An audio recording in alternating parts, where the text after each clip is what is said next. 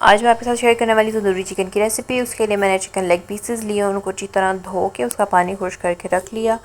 अब उसमें 2 चम्मच नींबू का रस, 1 चम्मच नमक, आधी चम्मच हल्दी डाल के उसको मिक्स करके अच्छी तरह 15 मिनट के लिए मैरिनेट होने के लिए रख दिया। अब हमें इसके लिए तंदूरी मसाला बनाना है, जिसके अंदर जो मसाले जाएंगे वो मैं आपको नहीं बताऊँगी, उसके लिए आपको पूरी वीडियो देखनी पड़ेगी। Thank you. इन स्पाइसेस को हम एक फ़ाइन पाउडर में ग्राइंड कर लेंगे। उसके बाद हमने कढ़ाई ली, उसके अंदर आधा कप ऑयल डाला, उसको गर्म किया, अदरक लहसुन का पेस्ट फ्राई किया, प्याज फ्राई किया। जब तक प्याज फ्राई होता तब तक हम दही में आधी चम्मच हल्दी, 1 चम्मच लाल मिर्च, 2 चम्मच सूखा धनिया पाउडर डाल के इसका एक फ़ाइन पेस्ट बना लेंगे।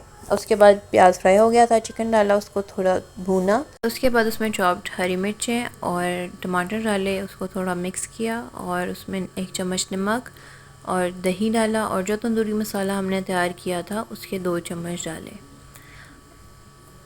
उसके बाद हमने उसको इतना भूना कि बस बहुत भूना, पानी डाल के फिर भूना और उसके बाद उसको 15 मिनट के लिए दम पे रख दिया। दम के बाद चिकन तैयार हो गया था। उसके बाद हमने देखते हुए कोयले का इसको धुआं दिया और फिर ढक के रख दिया।